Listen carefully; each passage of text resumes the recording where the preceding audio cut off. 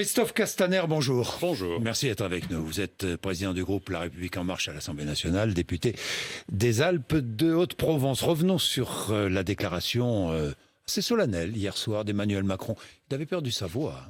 Vous l'avez remarqué, non? Il était enroué, enrhumé. Il avait une voix plus grave qu'à l'accoutumée, effectivement. Oui. Bon. J'ai vu que ça faisait beaucoup de débats sur les réseaux sociaux. Oui, ça fait J'ai réagir. échangé avec lui hier soir. Il va bien, rassurez-vous. Il va bien. Bon. La 5e vague a commencé. C'est ce qu'il nous disait hier soir. Taux d'incidence en augmentation de 40% en une semaine. Il a lancé un grand appel à la vaccination. À 6 millions de plus de 12 ans qui n'ont reçu aucune dose pour l'instant et qui doivent, nous a-t-il dit, qui doivent se faire vacciner. Le 15 décembre, je vais vous demander quelques précisions. Le 15 décembre, j'ai plus de 65 ans. Si je n'ai pas reçu une 3e dose, un rappel, mon passe sanitaire ne sera plus valable. C'est bien cela? Avec la précision des 6 mois, qui fait qu'au bout de 6 mois, après avoir été vacciné pour la dernière fois, vous recevez, c'est déjà le cas aujourd'hui, quand vous êtes dans le public cible, vous recevez un courrier qui vous rappelle la date à partir de laquelle il convient de se faire vacciner. Et le président de la République a annoncé effectivement qu'hier que le rappel serait intégré dans la validité du pass sanitaire à partir du 15 décembre. Public-là. Pour ce public-là, les plus de 65 ans. Même vaccinés 2 doses depuis moins de 6 mois? Non, parce que justement, on va prendre en compte le fait que le délai de 6 mois peut glisser. Et si c'est le 22 décembre, on vous dira, le 22 décembre, dans les jours qui suivent le 22 décembre, allez vous faire vacciner. La date de vaccination, sa 2e dose, et calculer 6 mois après pour voir si son passe sanitaire est valable ou pas. Et comme vous avez téléchargé l'application Stop Covid, vous avez toutes ces informations dessus. Bon, 3e dose obligatoire pour les soignants ou pas? La question aujourd'hui se pose naturellement parce qu'on voit, et ce sont des soignants, des professionnels de santé, des scientifiques qui indiquent qu'on a au bout de 6 mois une perte qui est différente pour vous, pour moi, en fonction de son propre vécu par rapport à la maladie, si vous avez eu la Covid ou pas. Et donc évidemment, il faut se faire vacciner. Obligatoire? Est-ce qu'elle sera rendue obligatoire, cette 3e dose? Le président ne l'a pas précisé, ça me paraît d'évidence. Ça vous paraît évident? Ça me paraît d'évidence. Pour tout le personnel soignant. Oui, parce que c'est pour protéger à la fois les personnels soignants, mais aussi l'ensemble de ceux qui viennent à l'hôpital, qui sont fragiles souvent quand on est à l'hôpital et qui ont besoin d'avoir cette surprotection. À partir de début décembre, 3e dose possible pour les 50-64 ans.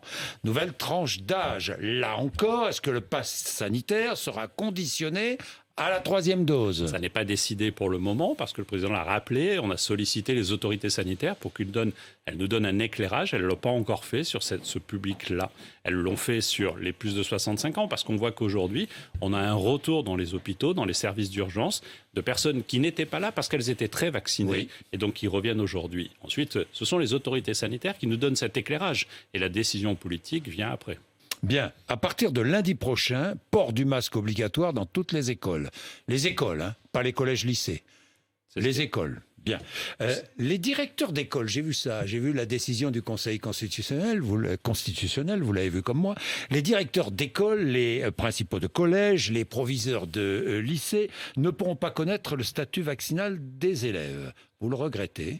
Je le regrette parce que ce n'était pas une mesure pour dévoyer le secret médical. Mais aujourd'hui, quand il y a un cas de Covid dans une classe, le directeur de l'école va demander aux parents de faire une déclaration sur l'honneur que l'enfant n'a pas la Covid, etc., qu'il a été contrôlé. Et donc, si ça arrive 1 fois, 2 fois, 10 fois, il va le faire à chaque fois. Nous avions proposé, c'est un amendement du gouvernement que nous avons voté, que les directeurs puissent avoir l'information de savoir si l'enfant est dans un processus vaccinal ou pas. Le Conseil constitutionnel en a décidé autrement, dont acte. Et nous ne reviendrons pas sur cette décision. Vous ne reviendrez pas sur ce texte? Non. Sur ce texte. Bien. Hier, le PGE, un mot sur le PGE, prolongé jusqu'en juin 2022. Juin 2022, ça va soulager certains chefs d'entreprise. Pas tous, parce que certains ont déjà commencé à rembourser leur PGE. J'ai vu 16% des PGE qui avaient été remboursés. Qui avaient déjà été remboursés. Certains le gardent en trésorerie parce que ça renforce leur bilan. Tout ça est bien. L'objectif est qu'évidemment, ça accompagne pendant un temps nos entreprises. On l'a mis en place au plus fort de la crise. Il ne faut pas qu'il y ait de brutalité dans la sortie. Il y avait déjà eu un report, il y a un second report aujourd'hui, mais c'est pour prendre en compte les besoins de notre économie, parce qu'aujourd'hui, dans le cadre de la reprise forte que nous connaissons, il y a aussi dans toutes nos entreprises ce besoin d'investir, et c'est tant mieux parce que ça crée de l'emploi. Alors hier soir, 1 tiers consacré à la crise sanitaire, 2 tiers consacrés aux réformes déjà réalisées et aux réformes à engager, et une insistance sur le travail. Le président de la République a beaucoup parlé de travail, objectif plein emploi, le chômage est en forte baisse, mais paradoxe, manque de main-d'œuvre et encore 3 millions de chômeurs. Alors comment faire ? Comment faire ? D'abord, rappelez que c'est le fil rouge du quinquennat d'Emmanuel Macron. Dès les premiers mois, les ordonnances travail, la volonté de faire en sorte que le droit du travail ne soit pas une sorte de carcan dans lequel on est enfermé, mais soit plutôt celle qui permet la liberté d'accéder au travail. Quand on parle du pouvoir d'achat, la meilleure mesure en faveur du pouvoir d'achat, c'est que quelqu'un trouve un travail. Donc depuis 5 ans, nous avons travaillé sur ce sujet et nous avons récemment modifié le régime de l'allocation au chômage aussi pour faire en sorte que les contrats courts s'arrêtent et qu'on favorise l'accès au travail. Ça rentre en vigueur progressivement, c'est rentré au 1er octobre, ça se poursuivra au 1er décembre. C'est une façon d'aller vers le travail. Mais... De la même façon, la formation. De la même façon, le fait de prendre en main quelqu'un pour l'amener vers le travail. C'est la différence entre ceux qui pensent qu'il faut donner une allocation, un RSA jeune, et ceux qui pensent qu'il faut au contraire faire en sorte qu'il y ait du donnant-donnant, il y ait des droits et des devoirs, c'est ce que nous faisons. Très bien, le chômage a baissé, mais le paradoxe est toujours là. Alors, manque de main-d'œuvre et 3 millions de chômeurs. Alors, hier soir, le président de la République a dit les allocations seront suspendues si pas de recherche. Pas de recherche. Si pas de recherche. Mais ça, c'est déjà la loi, c'est déjà dans la loi. Oui, mais vous savez comme moi que c'est une loi ancienne et qui n'est pas toujours mise en vigueur et qui était d'autant plus difficile que nous étions sur un marché en tension. Vous savez, faire le reproche au chômeur qu'il ne cherche pas assez quand de toute façon il a envoyé 400 CV et qu'il a eu 400 réponses négatives quand on lui a répondu, c'est injuste. Mais dans un contexte où aujourd'hui où on voit sur plein de secteurs où on a besoin de main-d'œuvre, vous le voyez dans vos terres de Cévennes, je le vois dans mes Alpes de Haute-Provence. On sait ces besoins-là. Et donc, il nous faut d'abord donner les moyens. C'est le plan de formation. C'est ce que nous faisons avec un dispositif comme Un Jeune, une solution qui a permis d'accompagner 3 millions de jeunes vers l'emploi, vers une formation pérenne et donc vers un avenir.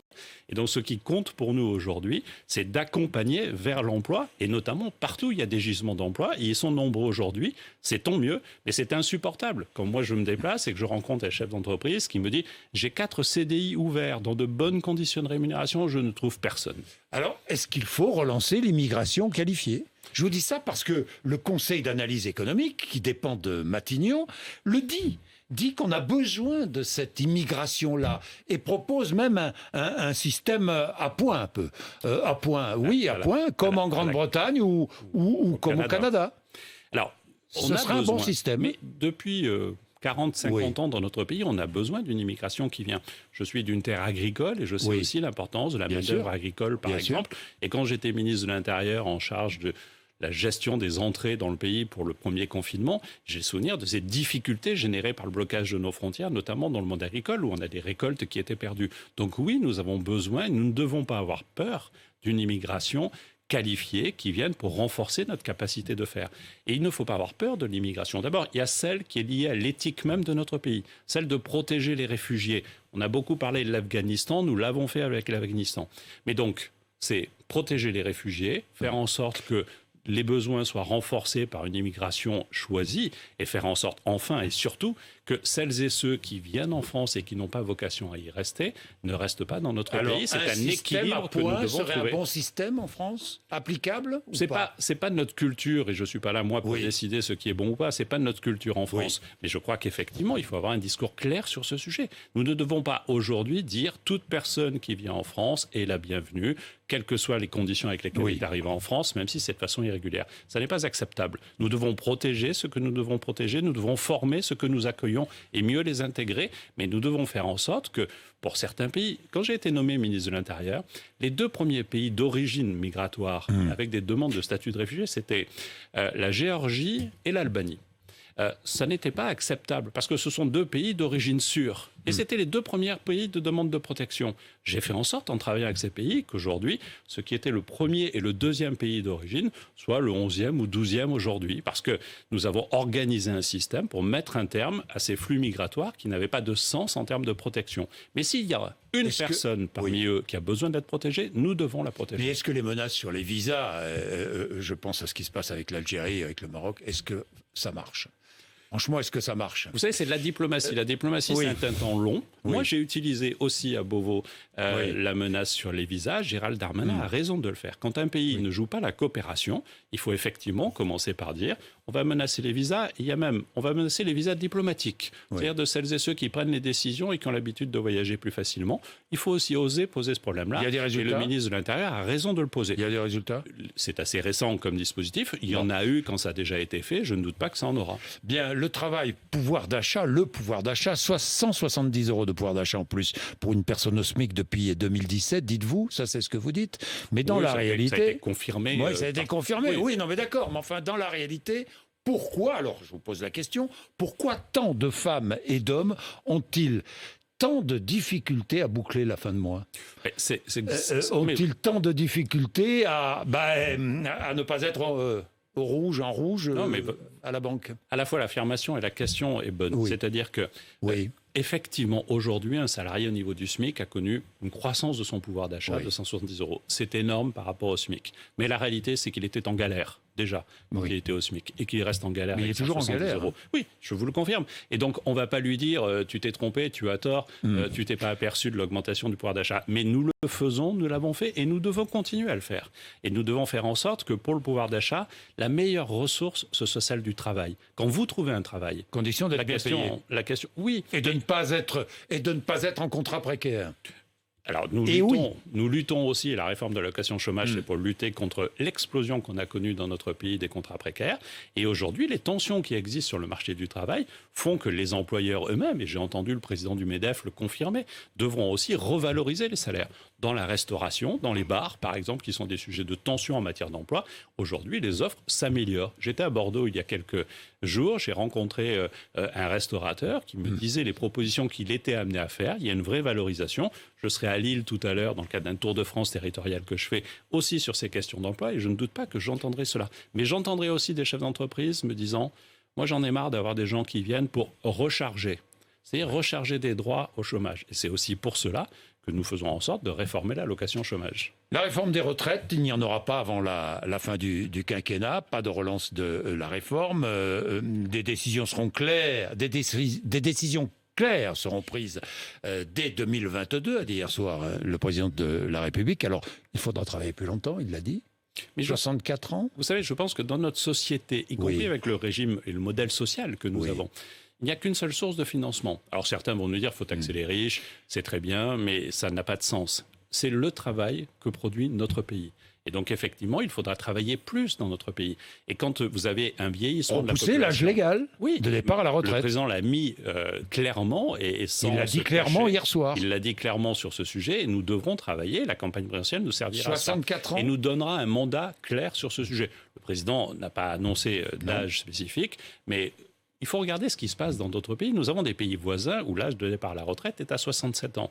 Et il faut regarder ce qui se passe en France. Aujourd'hui, vous avez énormément de gens qui, de toute façon, ne connaissent pas l'âge légal, sont obligés de travailler plus. Et bien souvent, ce sont des femmes qui ont connu des carrières hachées, parce que leur vie a été faite de moments heureux comme la maternité, mais de moments difficiles, parce qu'elles ont suivi le conjoint, etc. Et donc, elles, quand on leur parle de l'âge légal de la retraite, elles savent que ça n'est pas vrai. Donc oui, faisons en sorte qu'il y ait une réforme plus juste, y compris pour elles, avec une retraite minimum de 1 000 €, et je pense que c'est indispensable. Ce sera dans le programme du candidat Emmanuel Macron, s'il est candidat. À n'a pas douter s'il est candidat. S'il est candidat, ce sera dans son programme. Repousser l'âge légal de départ à la retraite. On peut le dire comme ça, on peut aussi dire sauver. Sauver le régime de retraite. Parce que dans un système où vous aviez... Pour sauver le régime de retraite, selon vous, il faut repousser l'âge légal. Notamment, c'est une réforme globale. Il faut mettre fin aux régimes spéciaux. Parce qu'on était dans un système où vous aviez 4 travailleurs pour 1 retraité.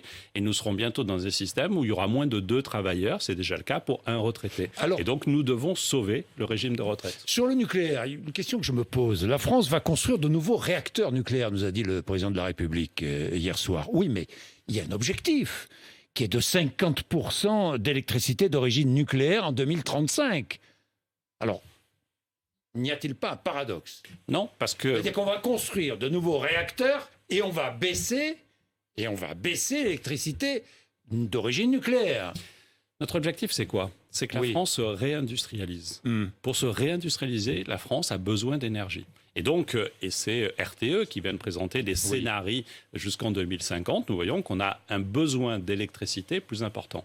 Notre problème, c'est quoi? C'est que nous sommes à la fois totalement dépendants de l'étranger, enfin trop dépendants de l'étranger, et que nous ne produisons pas toujours de la meilleure façon, c'est-à-dire de façon décarbonée. Donc dans le mix énergétique, il faut faire monter en puissance les énergies renouvelables. Il ne faut pas avoir peur du nucléaire, qui doit être renouvelé aussi et qui doit monter en puissance. Donc nous allons construire de nouveaux réacteurs. Oui. Mais pour baisser, pour revenir à 50%, il va falloir en fermer beaucoup, si j'ai bien compris. Non, il ne faut pas en fermer. Il faut renouveler notre parc qui, pour certains cas, est vieillissant. Il faut assumer, comme nous l'avons fait, d'avoir fermé. Et développer très fortement le renouvelable. Les deux. Et nous savons la difficulté aussi de développer le renouvelable. Chaque fois qu'une éolienne apparaît ou qu'un parc éolien apparaît, des mobilisations, même en mer, où l'impact semble assez modéré, on a des mobilisations. On sait que ça prend du temps. Donc soit on regarde les trains passer, et puis on se dit, le nucléaire, on n'en parle pas parce que c'est un sujet qui serait peut-être tabou. Et à ce moment-là, nous serons dans une impasse. C'est-à-dire que nous serons incapables de ramener de l'économie et donc de l'emploi dans notre pays. Et nous serons même nous-mêmes, comme consommateurs, en difficulté. Donc oui, le mix énergétique, c'est l'équilibre entre les deux. Et ça implique de monter en puissance sur les deux champs, dont le nucléaire. Et ça n'est pas pour nous un sujet tabou. Et c'est surtout ce qui nous permet de renforcer notre autonomie internationale. Et quand on parle du coût de l'énergie et qu'on s'inquiète du coût de l'énergie, il faut se poser la question de savoir qu'on est dépendant. Regardez ce que fait l'Allemagne. L'Allemagne a fermé tout son parc nucléaire, dont acte. Aujourd'hui, développe des centrales à gaz qui confortent sa non-dépendance et qui sont 50 fois plus polluantes en matière de décarbonation que l'énergie nucléaire. Je pense que le choix nucléaire est un bon choix, nous le défendons. Bien, le nouveau Parti démocrate, vous avez entendu parler de ce nouveau Parti démocrate voulu par Richard Ferrand, François Bayrou, c'est pour quand ? Alors, je ne sais pas quel sera ce nom, je ne suis pas sûr que ce soit ce nom, mais notre idée, c'est d'avoir un rassemblement, quand d'ailleurs on voit tous les autres se séparer. Et donc notre objectif est qu'avant Noël, nous puissions... Avant Noël. Oui, je sais que Richard Ferrand en particulier, il travaille avec François Bayrou, avec Édouard Philippe. Et nous serons avec demain... Édouard Philippe aussi. Mais bien sûr que nous travaillons avec Édouard, qui s'est engagé pleinement en faveur du président de la République, qui a été, vous savez, le chef de la majorité. Il a été le chef de la majorité que je préside aujourd'hui. Donc c'est une nouvelle majorité présidentielle que vous construisez. C'est un élargissement, mais surtout c'est un rassemblement. Quand on voit les uns et les autres se déchirer pour des querelles d'ego, on voit là un mouvement politique qui travaille avec un autre mouvement politique pour conforter ce qui fait l'ADN de ce que nous sommes, c'est-à-dire l'élargissement politique. Est-ce que vous serez candidat aux législatives ? Sûrement. Au printemps. Dans votre circonscription ? Je le souhaite, mais chaque chose en son temps. Donc. Chez moi, et j'aime bien ce moi possessif. Non, mais chez vous. Je le revendique dans mes actes de Provence. Mais chaque chose en son temps. D'abord, il y a une élection présidentielle, il y a ensuite une élection législative. Chez vous, où l'on pratique la chasse traditionnelle. Et notamment où l'on pratiquait la chasse à la glu.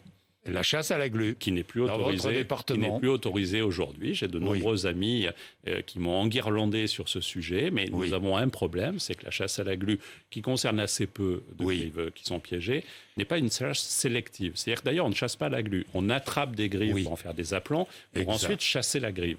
La difficulté que nous avons, c'est qu'avec la glu, on peut attraper n'importe quel oiseau. Et donc, le cadre législatif aujourd'hui, mais je crois aussi l'attention des Français sur ces sujets, fait que cette chasse ne peut plus perdurer. Je le regrette en termes de tradition, je ne le regrette pas pour les animaux qui seront sauvés dans ce cadre-là, mais travaillons sur d'autres sujets. Moi, je suis assez fier de porter actuellement, elle va aboutir, une proposition de loi de mon mouvement politique, de mon groupe politique, pour combattre la maltraitance animale. Et donc, nous avons des avancées aussi sur ces sujets, et il faut adapter. Elle sera votée avant la fin de l'année ? Bien sûr, oui, elle sera adoptée dans les jours qui viennent. Bien, je termine avec la loi allongeant le délai de l'interruption volontaire de grossesse de 12 à 14 semaines. Sera-t-elle présentée avant la fin du mois de novembre à l'Assemblée nationale ? Elle est présentée dans la semaine qui chevauche la fin du mois de novembre et le début du mois de décembre. Donc oui, elle sera présentée fin novembre, et discutée. début décembre. Elle sera présentée à l'Assemblée nationale et adoptée par votre groupe. Elle sera portée par mon groupe, même si c'est une PPL dont nous ne sommes pas à l'origine. Oui, je sais. Mais je pense que c'est une PPL importante qui donne des droits, nouveau, mais surtout... Malgré l'avis défavorable d'Emmanuel Macron. Oui, mais vous pensez bien que j'ai échangé avec le président sur ce sujet. Il avait des réserves sur ce sujet. Oui. Depuis, nous avons eu l'avis du Conseil national d'éthique qui nous dit qu'il y a entre 2 et 4 000 jeunes femmes par an qui sont obligées de partir à l'étranger, qu'il y a en moyenne entre 3 et 11 jours pour obtenir leur rendez-vous et que quelquefois ce sont ces 2 semaines qui peuvent manquer, qu'on a une injustice territoriale et une injustice sociale. Donc au fond, ce n'est pas donner des droits nouveaux, mais c'est faire en sorte que le droit, qui est un droit fondamental à l'avortement et qui n'est jamais un plaisir, mais qui est un droit, puisse être exécutif, puisse être réel. Et donc ces 2 semaines, c'est garantir aux plus fragiles d'entre celles qui sont concernées la possibilité de pratiquer un IVG. Merci beaucoup, Christophe Castaner, d'être venu nous voir ce matin sur RMC et BFM TV 8h50.